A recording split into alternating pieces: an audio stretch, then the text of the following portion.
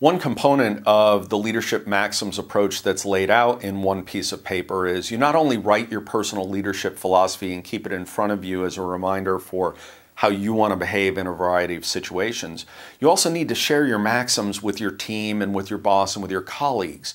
Because when you share it with your team, you get past that really uneasy dating period of somebody new joins the team and they're trying to figure out what's on the boss's mind, how are they going to behave. This cuts that time down dramatically, and they understand who you are as a person, what your values are, what your standards are. So you share your maxims with your team. You share it with your boss.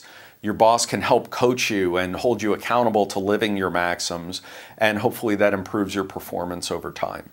So leading your people, in the end, it's all about getting people to do things differently, and you're included in that, changing your own personal behaviors. So one of my leadership maxims for leading your people is actually a can of 7-Up. That's the maxim. It's the image of a can of 7-Up. And what matters to me with that is I had a soldier at one point that was a bit of a problem child. He'd show up drunk at work, show up late and drunk, and just really struggled to get through to the guy. And one day I sent my driver out to buy some sodas for folks, and I told my driver what sodas to get for which soldiers. And he handed the sodas out, and he gave my problem child a can of 7-Up. And the problem child looked at me and he said, "You know I drink 7-Up, sir?" And I said, "Yeah, I know a lot of things about you." That day fundamentally changed the nature of my relationship with him. He started doing his job. He started showing up for work. The next day, his performance was unbelievable for him. I mean, he did his job, which is what we were asking for. And at the end of the workday, I asked him, "Hey, great day. Thanks for all your hard work. What's going on? What's different? What happened?" And he said, "You know, yesterday when you got me that can of soda, you told me that you cared about me as an individual. So I figure if you care about me, I should probably care about you too."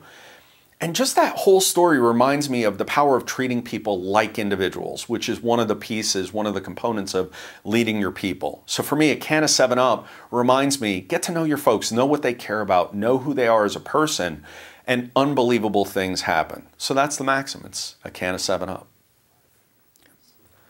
One piece of paper is not a one-time read. It's about articulating your leadership philosophy, but then living it every single day. The reason I want you to put it on one piece of paper is you can tack it up in your office or your cube and carry it around with you. I know some leaders who put it on a laminated card and attach it to their ID badge for work, and they have it with them every single day.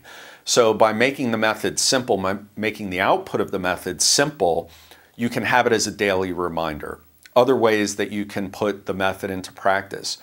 In terms of keeping one piece of paper alive, it should become part of your annual review process. And you don't have to share it with HR or your boss necessarily, but as you do your annual self-appraisal, I encourage you to take the time and review your maxims, because as you grow, some of the maxims you wrote are no longer relevant, or you've taken on a new role, or you've learned new things and want to take on new challenges, and that's a time that your maxims can evolve. It's a living document, and you need to live it, revise it, and refresh it on a regular basis.